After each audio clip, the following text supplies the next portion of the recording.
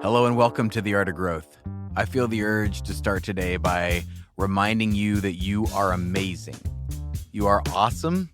You are a work of art in process, the process of becoming. So take a moment to soak that in as we get started. We are all in process. We are all growing.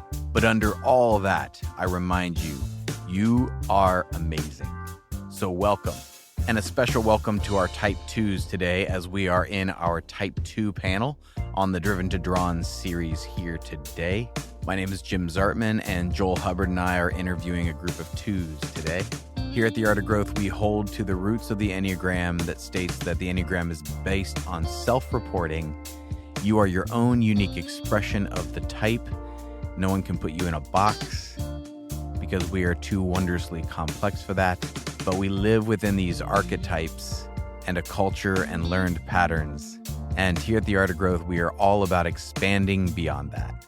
You can go to theartofgrowth.org to sign up for our newsletter, which we've been putting a lot more thought into and I'm excited about.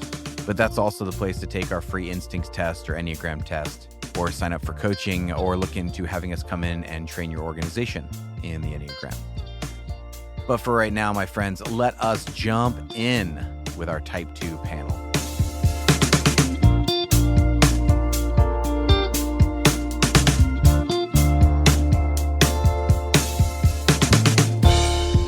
Well, welcome Type 2s to the Driven to Drawn podcast. I am so excited to have each of you. And I would love to just start out by getting to know you a little bit more. So would you just introduce yourself? Tell us your name and where you're from. My name is Jason, and I am from Houston, Texas. I am approaching 40, and I'm a leadership coach and discipling director at a local church. I'm Chris. I'm from Muskegon, Michigan. I am retired. I was briefly a pastor. I've worked as a tool maker, a couple other things. I was a realtor for a little while, and I now work part-time at a Dick's Sporting Goods, and I do things like this. Love it. My name is Eva, and I'm from Dallas, Texas. I am a CPA and work in private equity. I am Maggie. I live in Austin, Texas, originally from New York City, and I work for the city of Austin. I do quite a bunch of things for the city of Austin, having been there for over, I think 16 years. So I've got good body of work there, and happy to say I'm approaching retirement, which is lovely. It's a great thing. Nice. Well, it's interesting to have, not that we planned this at all, but to have 3 from Texas out of Wow. So this is Nice. unique. Hey, Texas. So again, welcome to each of you. This is an interesting research project for us. We're trying to figure out what it looks like for each type when they move into the driven space. That seems a little bit more obvious, particularly to ourselves. If we've done any work of awareness, we start paying attention to that, like, oh yeah, there's a driven part of my personality here. And it kind of functions at an unconscious level. And so that's the distinction we're making. For some people, they've said, well, driven, isn't that a good thing to like have goals and be pursuing that? Yeah, absolutely. But we're talking about a different kind of drivenness, which comes from your ego, your type, and its attempt to try to survive and make its way through the world. And it functions unconsciously. And so what we're trying to do is bring more awareness to that. And if we've done any work, as I said, you're kind of aware of that a little bit more. And but then also to bring our attention to something that we don't pay much, we don't spend a whole lot of time thinking about, and that's the drawn side of our type. And so that's why, in large part, we're doing this, is we want to bring that to the forefront and talk a little bit about that and see what that's like for you. So, Type 2s, talk to me. What is it like for you when you're driven? Let's talk about the internal feeling and also sort of external manifestation. What does it look like in what you do and how you go about the world? I'll jump in. So when I am leading my team, or whether I'm talking to my supervisor or anything of that nature, usually like it tends to be where I have a lot of responsibility, is I am calibrating in real time, making sure that I am respected, that I'm liked, that I'm not being too harsh, and that I can also deliver truth and deliver challenge. And I'm always it's like real time. I'm watching facial expressions. I'm watching body language.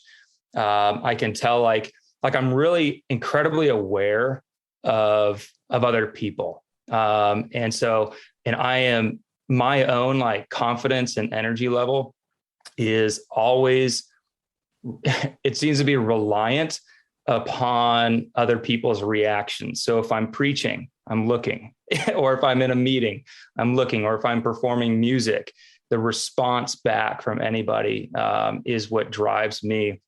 And so it's always just kind of like that real time feeling of balancing, doing what I do well, leading, but then also playing off of people's body language and their, at my worst, maybe like their admiration of me or something like that. Like, are they liking what I'm delivering here and all that kind of stuff? And then I always kind of, get the sweats just a little bit, to be honest, because it's just so much energy is being like, transferred in real time. So I would agree with that. Like you forget about yourself and you get so consumed with everyone else.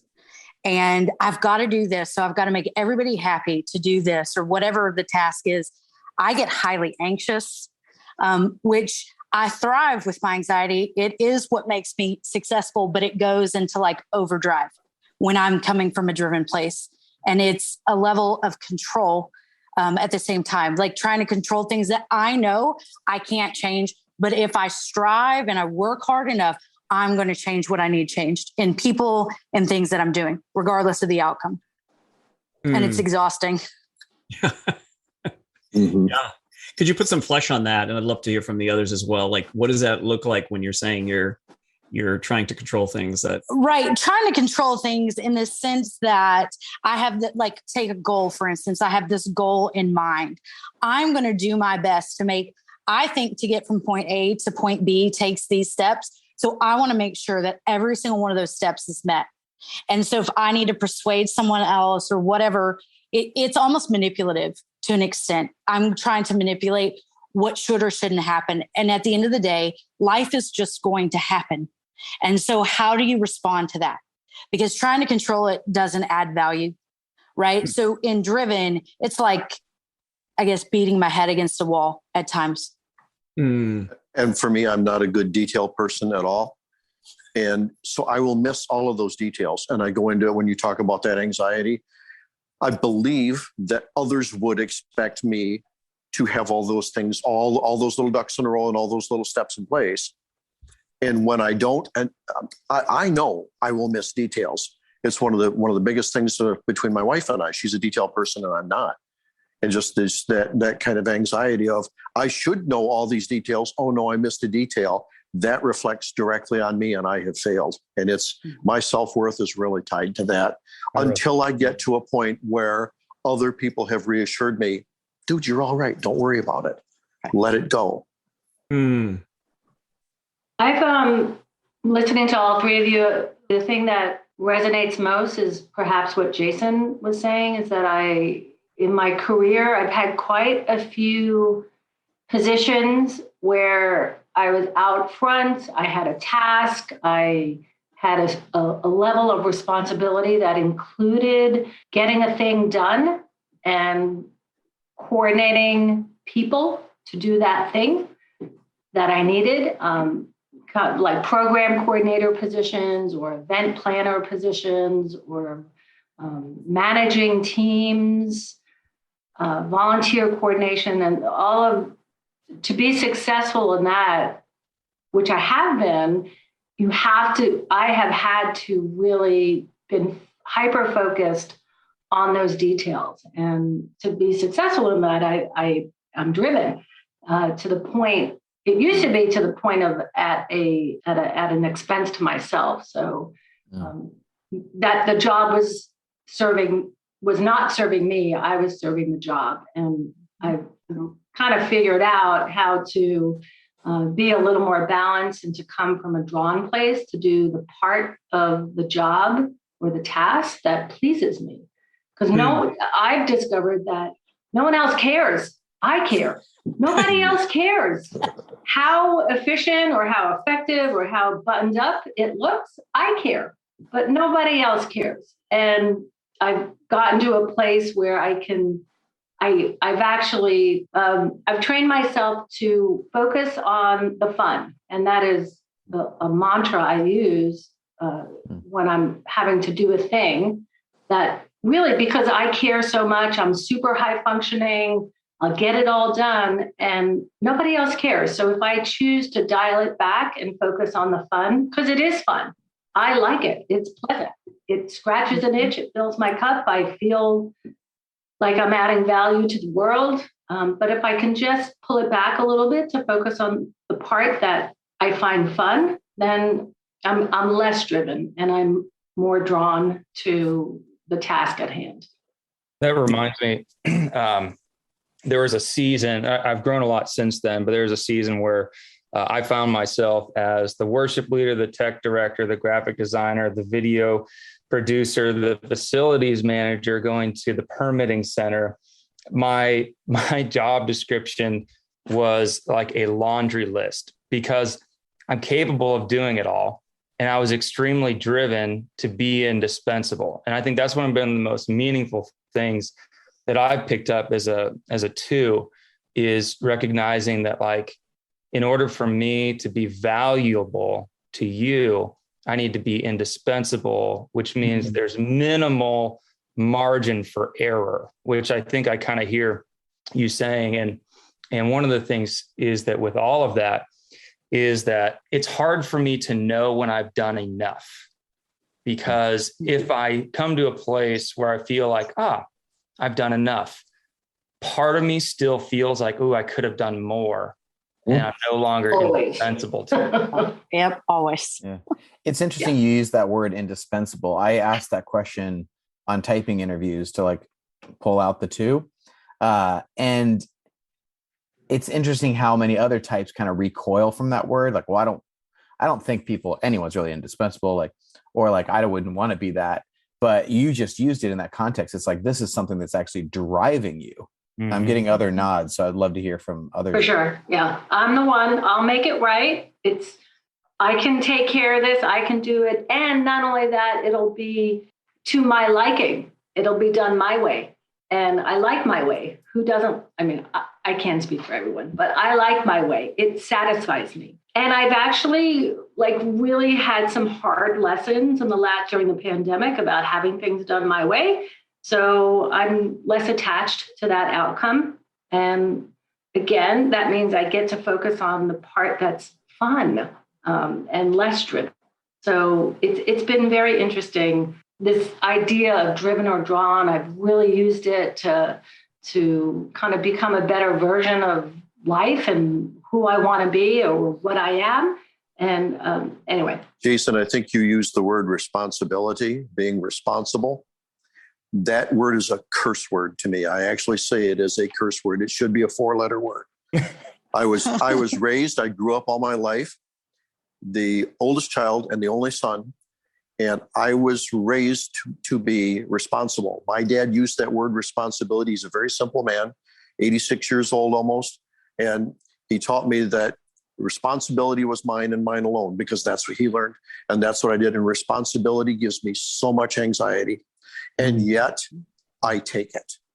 I take it. I look for it. I sometimes seek it out. And when I'm at my worst, I'm seeking it out and then always hating it, always recoiling from it, dithering, procrastinating, all those things. When I feel responsible beyond what I probably should be, then all of those bad characteristics happen. The dithering and procrastinating, those are the huge ones, especially. Responsibility gives me so much anxiety. And when I feel responsible and that I must be responsible, that is when I am driven like a team of horses. And it's too much. Yeah. I would say it also is, I know for me personally, I have a problem saying no. And it is, well, I'm going to do all of this to make all of these people happy. And in a driven state, in my not healthy form, I lose all view of who I am as a human being and what it is to take care of myself. And so then I don't say no to people and take on all of their stuff too, whether that be at work or with family and friends. You can consume and hide in that, right? Like getting to know yourself is difficult. And so for a long time, I think I processed that way because it was so much easier to be miserable in other people's mess than to sit in my own and be like, oh, maybe I should, they're going to love me enough that this is going to make me so much better. I will be better if they love me enough. Wow. Thank you. Oh. Yeah. Yeah. Eva, going off of that, just the whole idea of not being able to say no.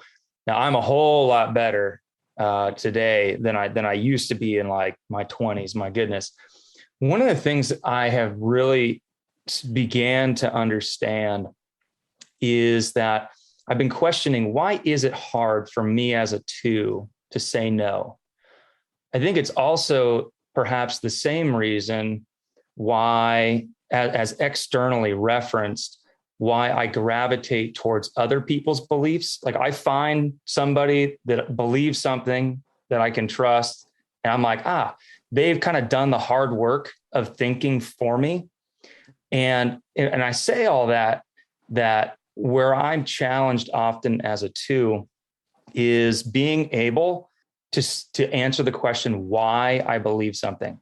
Because I often like being thinking repressed and all this kind of stuff and unproductive thinking, like it takes a lot of energy for me to say, this is why I believe that. That could be regarding anything. And so putting that in the context of being able to say no, what I've noticed is that I hesitate to say no sometimes because I don't believe my own gut enough. Like I can say no, but then it's just like, well, why would I say no? Well, I can do that, And so I think that knowing the why behind my no has really empowered my no's and my boundaries and that kind of thing. And I think it all kind of ties together with just being externally referenced and thinking repressed and all that kind of stuff. I think it's all intertwined. And I think like I've worked on, if my gut is a maybe, 90% of the time that becomes a no. So now you just like work on saying, okay, this is a maybe. So do I feel like I need to do this for this other person to keep them happy? Or is this something that I really want to do? Because you don't want to let someone down. But then when you go and you change your mind, then they're frustrated with you anyway. So you might as well. So I always go with the maybe. If I'm at a maybe, most of the time it's going to end in a no. Just embrace it and go on, even if I'm uncomfortable. Let me get back to you is a great saying. Yes, let me get back to you. Exactly. I used to be very impulsive and say yes all the time. And it never occurred to me to say no. Like, of course I'm going to say yes. Right. And then I realized, that's not good. Like, I'm unhappy, all the reasons why that won't work. And I have gotten to the place where I feel comfortable saying a yes when it's really partnered or paired with taking on the responsibility of what that yes means. And Chris, you mentioned responsibility. I am not shy from taking on responsibility, but if I'm more mindful about what I'm saying yes to, then it really does. It does make it first of all, it makes it a more authentic yes, because like, yes, I have thought through what this yes means. I haven't been impulsive. And it also really challenges me to take on that responsibility in a way that is thought through, it's mindful, it's thorough. I have covered all the bases, but I'm also not losing myself in it. And I have my fingers in many little things in my life. And if I apply this thought process to them, I feel like, okay, I'm taking on this responsibility and I actually have to show up for it. And so it really does challenge me to really be a better version of what I'm trying to do rather than this knee-jerk yes, because I'm supposed, this pattern of just saying yes for yes sake. So it's been a very interesting process lately. Yeah. Well, I love that you've all of you have already started to talk about the difference between that and a little bit more of the drawn state. And so let's go there and talk about what that looks like. So again, both what does that feel like, and what are you doing when you're in your drawn state? I'll jump in. The first thing I thought of was embracing my emotions. Because my daughter asked me yesterday, she's like, "Dad, I've never seen you cry." And I'm like, "Oh, I cry, but I cry outwardly like twice a year, and I would say, like, as a musician as well, the times where I feel like the most drawn and the healthiest of myself is when, like, I really am in touch with how I'm feeling, what I'm experiencing. Often, and for me, that comes through songwriting and through just like those moments of just fully present with myself. And I feel I'm always at my best when it's something to have to do with creating and making music and that kind of thing. And I think that the songs that I write and everything really are kind of like, I can finally be honest and let down my guard that I am trying to, because it's not okay to have needs, right? Is like the lie that I buy. And when within a song, I can kind of expose anything I want, because it's a song, and that's what artists do, And so I think that's kind of a key portion of it, is allowing myself to feel what I want to feel, because so often it can be, I don't want to mess up. You don't get to know the real me, because then you might not like the real me. Yeah, that not liking the real me, I think I'm fairly free with most of my emotions. And so when you bring that up, that was pretty pointed, pretty important. The one emotion that I have the hardest time with is anger. And I've actually, Joel, our mutual friend, pointed out that often my responses when we were first beginning conversations, that a lot of my first responses sound very angry. And I've had to actually confront the anger in myself and try to figure out what it is. And there's something that is repressed, maybe a lot of things that are repressed. And when those things are done, I really want somebody, a few people around me at least, to be able to see that part of me that does get angry. The anger is, I've been taught that it was a displacement emotion. That is actually anger. Anger is representing something else that is not expressed. And I want somebody to hear that anger and to be able to walk through it with me to find out what is actually under it. Because I do want to get to that. I love that kind of thing, but I have the hardest time doing it for myself. I can do it with other people. What is it that we're all hoping for the most? For me, the insatiable desire, the thing that is like food that can never be enough. It always has to be at least 3 meals a day of always coming in. And of course, it always goes out as energy to other people too. That insatiable desire is connection.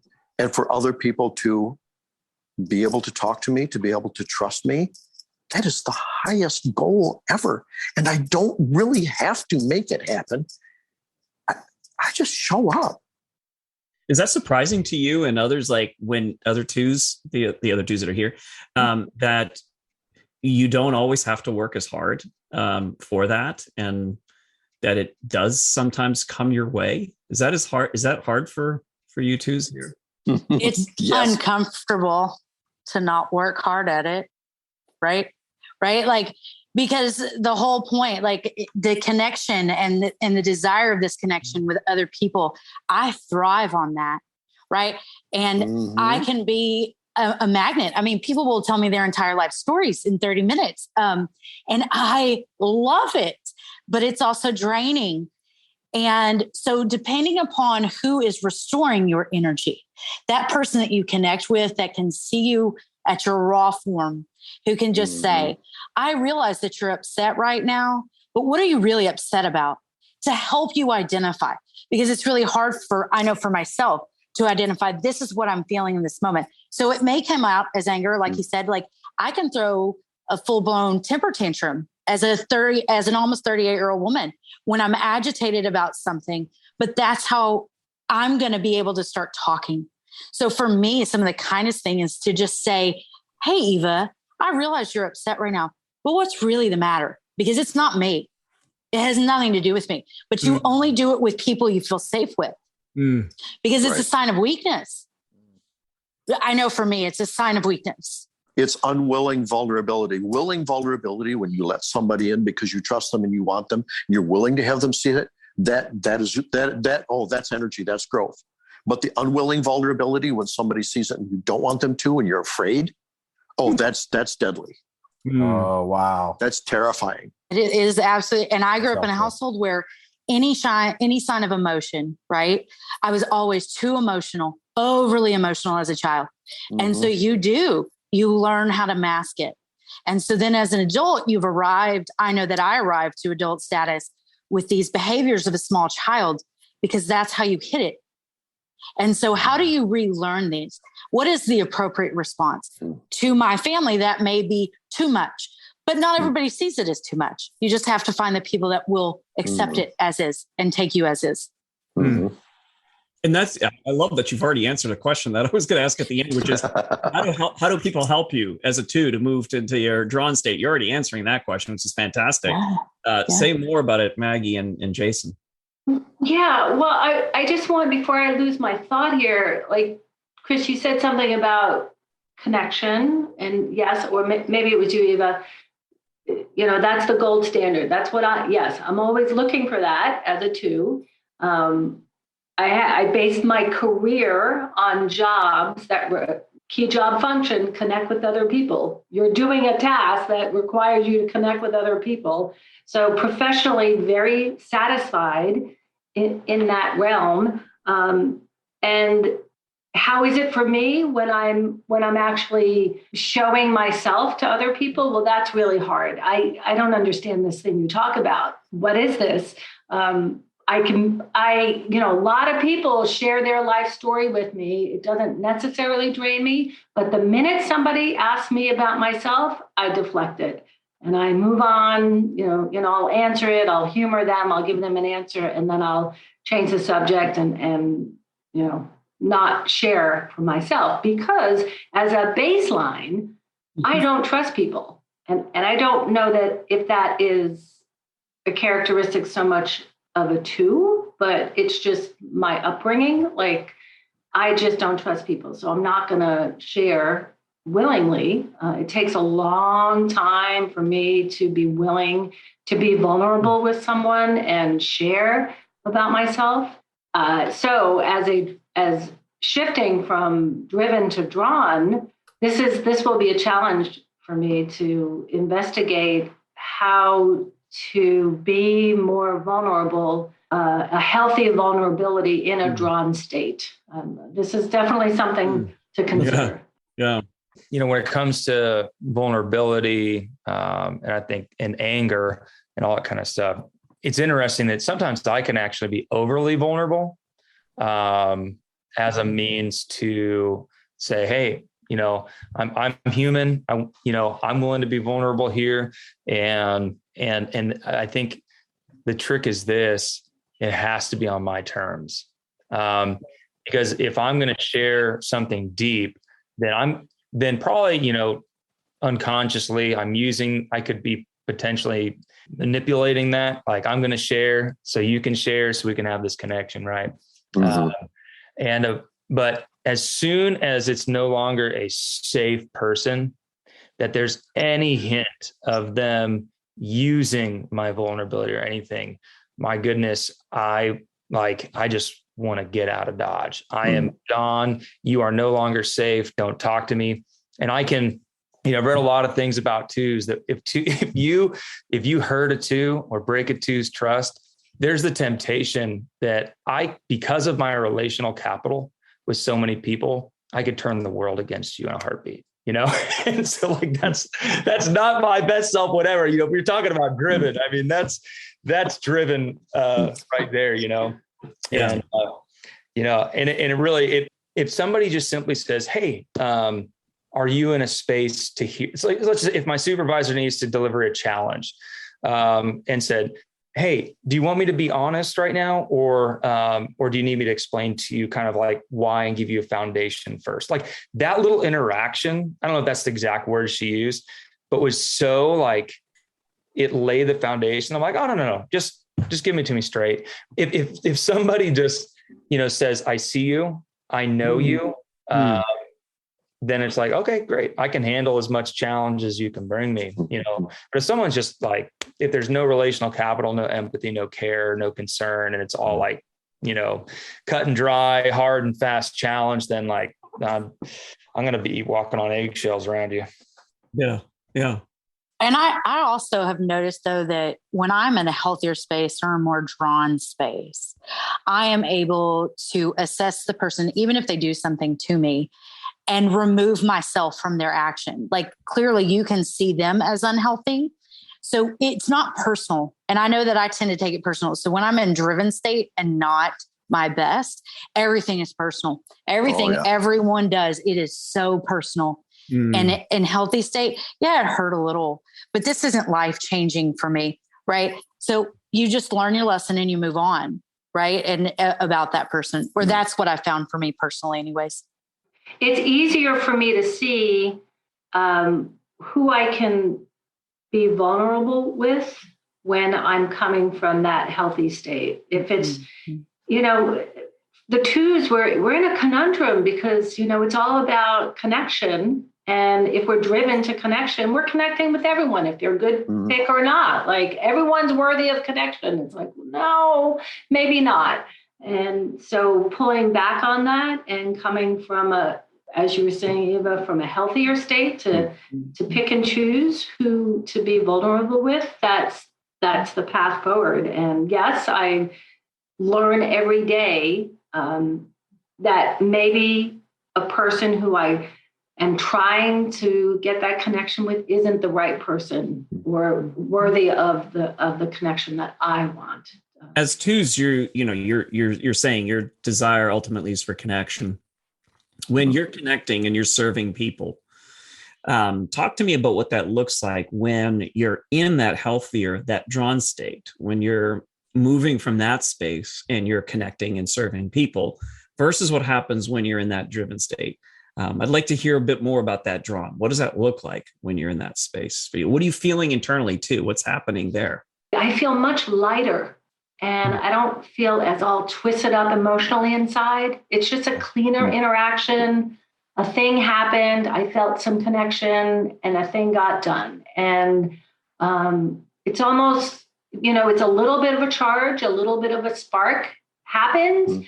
And then I'm not necessarily depleted of any energy or even supercharged. It's just a more steady state. This is what it's like for me. Well, thinking back to some of my experiences, like when you and I first met, Joel, and in that same group of friends that has blossomed into a huge group of friends, those conversations, I mean, they're so energizing. The excitement is just, I can talk incessantly either way when I'm driven or when I'm drawn. But when I'm drawn, I can talk so much and then I can listen too. But it could go on for hours. And sometimes I think it overwhelms people. Other friends who are not enough similar, don't have any two characteristics or don't understand it, will say, "Oh no, I couldn't do that. That's exhausting." I will do that up to I think at that point my threshold, my level of exhaustion is way higher than anybody else's, as long as the connection is genuine. But disingenuous, something that is not genuine, as soon as I feel it's not genuine, and manipulation is the bane of my existence, that is where I shut down. That's where I back away. Yeah, that makes sense. Yeah. Well, when you're describing that, and you're obviously a different kind of two. Every two is different. Some twos have endless capacity to have conversations with people. Other twos don't. But what you were describing earlier is that there's less of a need to manipulate or to control the relationship as a means to getting something met in for you. right? And so you're describing yourself as being able to relax in that space and trust that it can come your way too, that by you being quiet and allowing other people to be who they are, that it comes your way. So I love that. That's very, very helpful. At that point, people are fascinating. Even just watching, sitting back and not saying anything, just watching and listening, letting it wash over you. It's fascinating. It's beyond fun.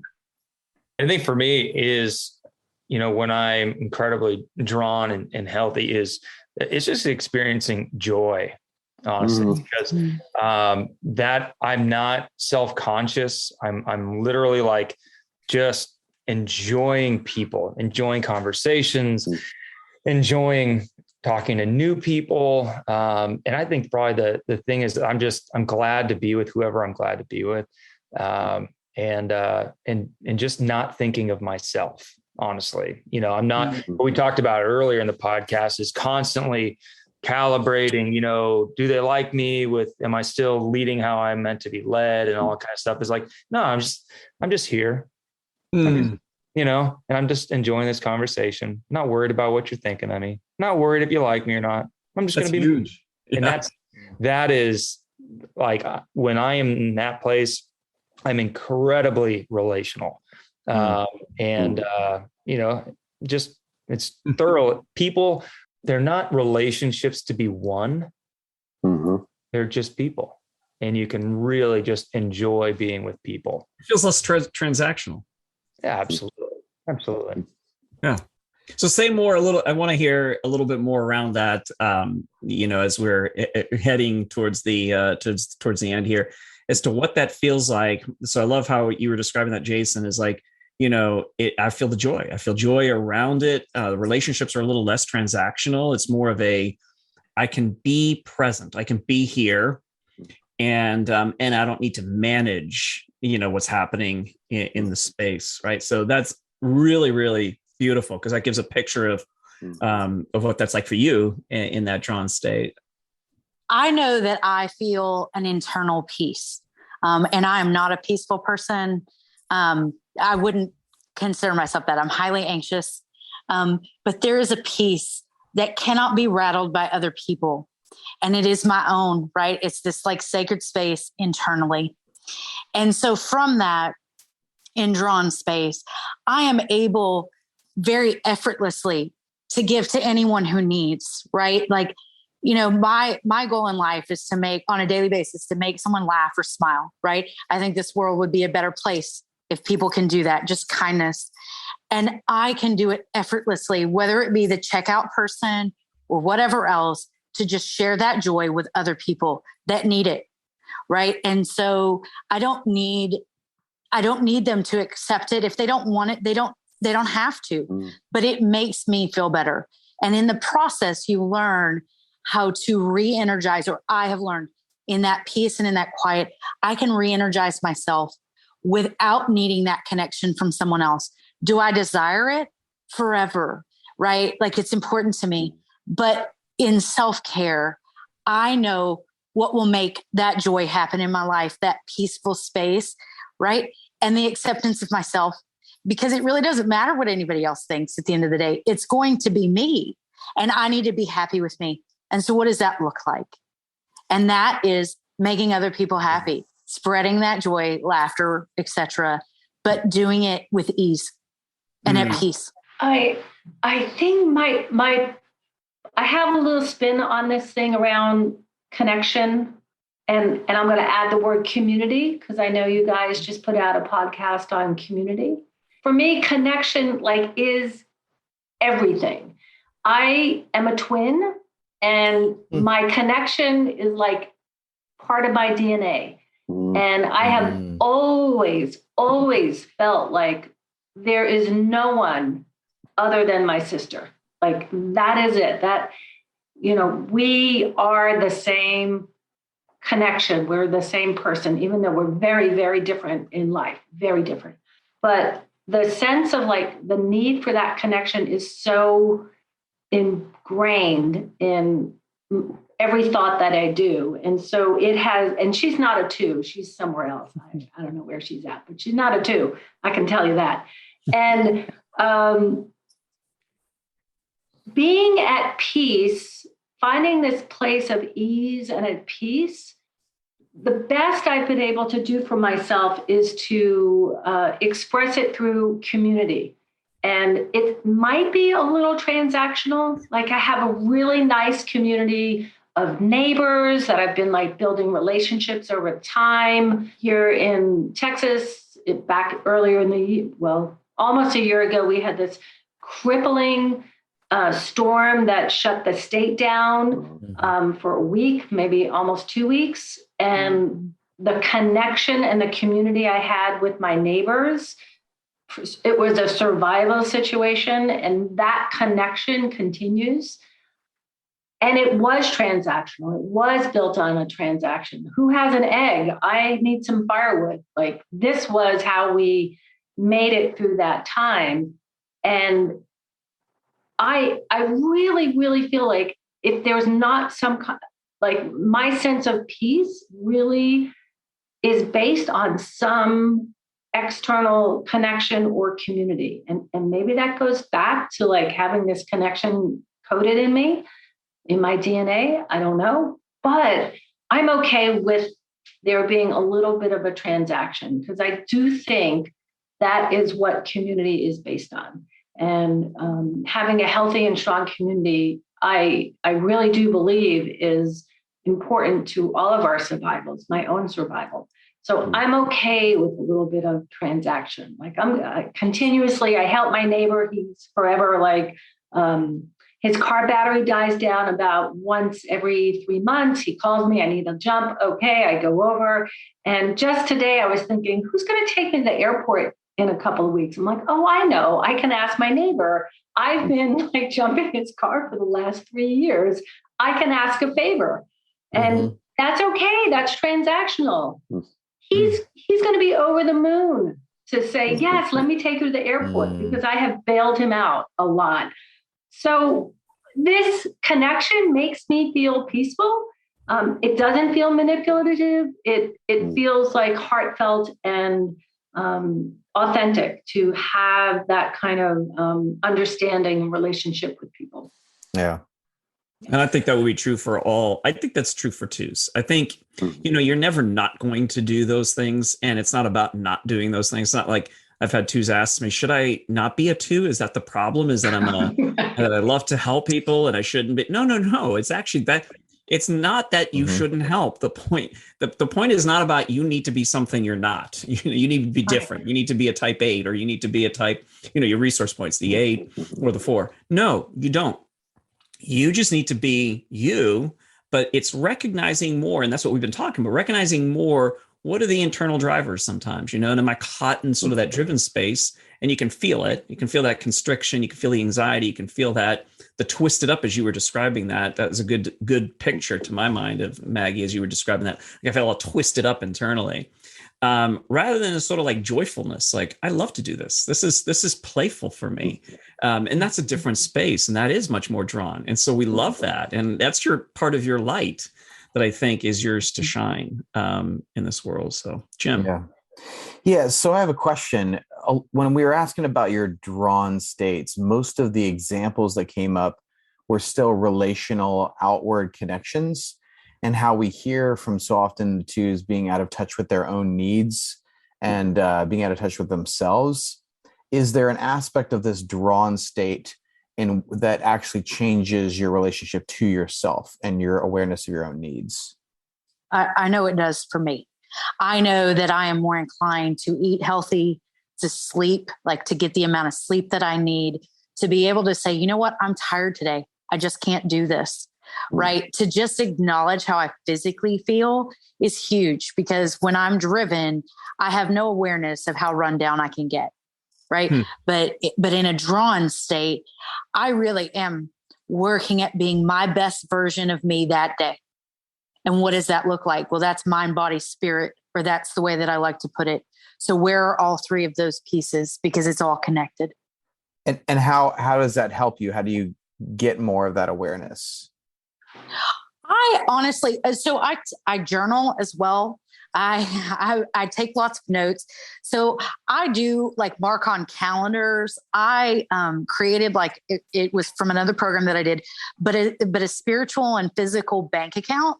So I will add and subtract from the bank account of that day, which is actually good to see because you cannot not see it, right? So what added to my account today and what's taken away. And to me, it became a daily practice. So every day I assess what my bank account is and what I can do. Wow. Very cool. Yeah. I have started to remind myself that, yes, you like to give to other people. And I'm not trying to stop that. As you mentioned, Joel, I'm not going to stop being me. But I asked myself, okay, so you volunteered at the thing that I do. I do a volunteer thing. You gave 3 hours to that thing today. Now you give 3 hours to yourself. And it's like I tell myself, you're not doing anything for anyone else until you do something for yourself. And it might not be 3 hours worth of giving to myself, but I'll remember to cook a healthy meal or go to bed early or take a bath or do something on the list that just serves me rather than serving someone else. I would say that from a drawn standpoint is that I am way less codependent on others. I've learned that I can be I could ride the tails like of the coattails of my wife and allow her 3 energy to kind of like get me in a groove. And so I think that for me in a healthy state, in a drawn state, in a more like solo realm is that I'm fully capable of just being on my own and not having to be dependent on somebody else to make decisions or dependent on somebody else for their energy or for their decision-making ability. Just to kind of paint a picture is that like we're starting to do some backcountry backpacking. And I'm like, I've never done this before. I mean, I did in Boy Scouts, but I wasn't the one leading, and I'm like, I want my wife to lead it, but I had to lead some guys doing this for a trip a while back. It wasn't anything crazy, but I'm like, okay, I don't have my wife to depend on. So like, great, I can do this. I can figure it out. I don't like the unknown, and I think that when I'm in that drawn space is just like, I'm much more confident in my own ability, I can trust my gut. I can make decisions. I can rely on or deal with some unknowns and that kind of thing. So it just kind of builds that individual confidence. I think maybe I'm a little bit different in that over the past few years, I have started to embrace kind of the discomfort of the unknown, of the uncertain, being comfortable with uncertainty, not having to know everything all the time. There are still places where I do, and I recognize that that's kind of human, and nobody can get away from that. I don't think completely. Of course, I think I'm probably one of the oldest ones in the group here, so I've had some start over again experiences several different times, divorce, losing a career, several different things like that, where you have to rise from the ashes.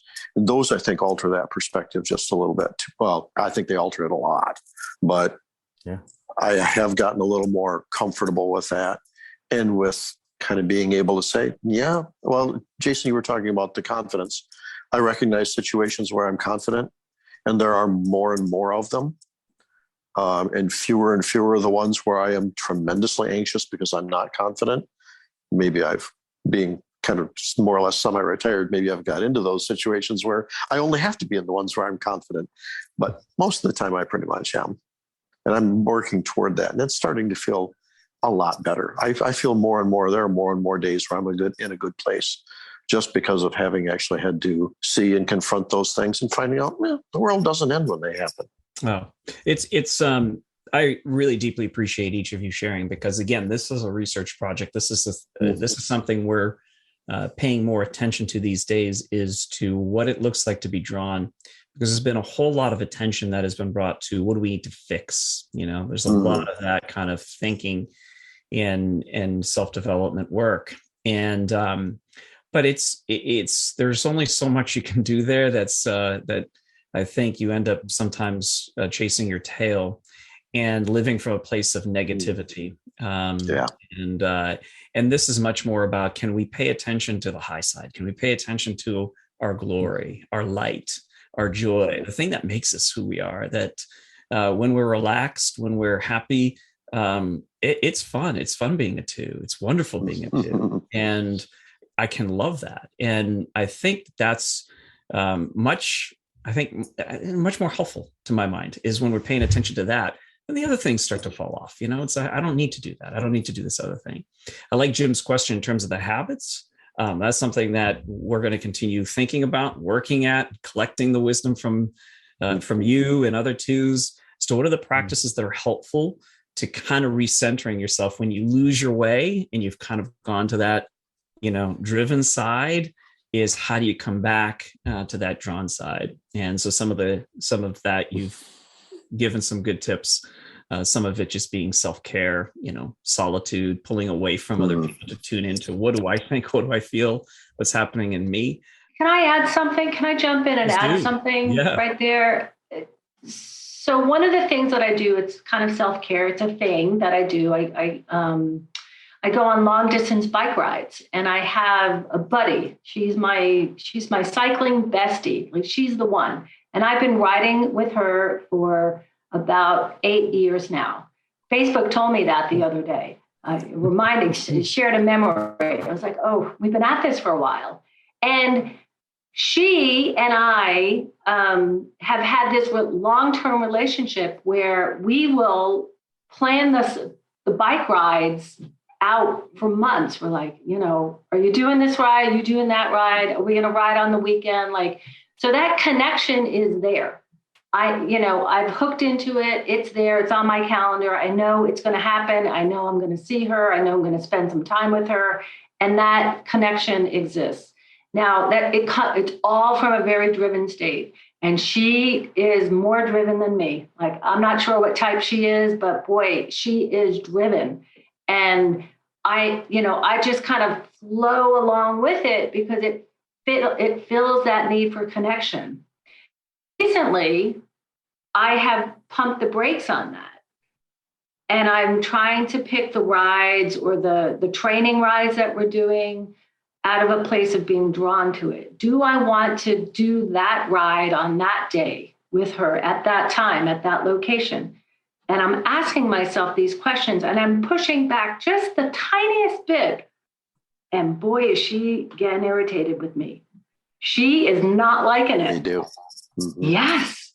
That's a big change for twos. And this is one of the things I'm so happy you say this, because for all of us and for all 9 panels that we're going to be doing, whenever you change and you begin to move in a particular direction, your circle will feel that change. And it's not always, and they don't always like it. It's not always a positive reaction.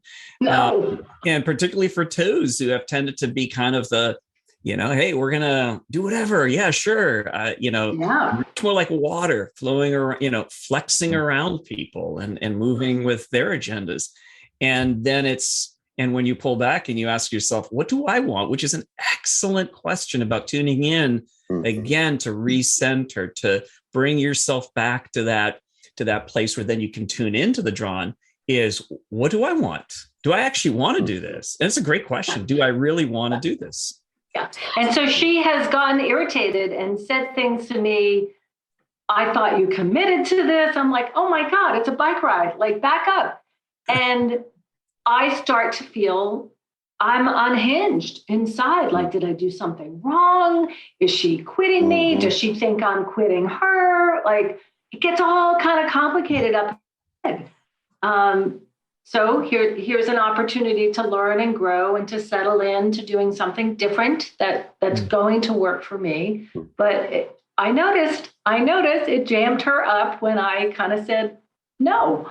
So yay, yay me. But I will tell you, as I have grown and changed and kind of reevaluated some of these connections that I've had and reestablished boundaries, and they will come back and push harder the next round, right? What I have realized is my true connections, those that are meaningful, there may be a period of time where there is a gap where we don't really speak. And I have also been allowed the opportunity to restart that relationship from a healthier place, which is better for both of us. You know, so usually those that you are really connected to and are meant to be connected to will find their way back to you. So there is hope in all of this. That's my own personal experience. And so with that comes this a great joy to begin again in a better place as myself and to start again. Yeah. Perfect way to wrap this up. Thank you so very much to each of you. I deeply appreciate you opening up your heart, your stories, your experiences. They're treasures. They're gifts to us here and to our community.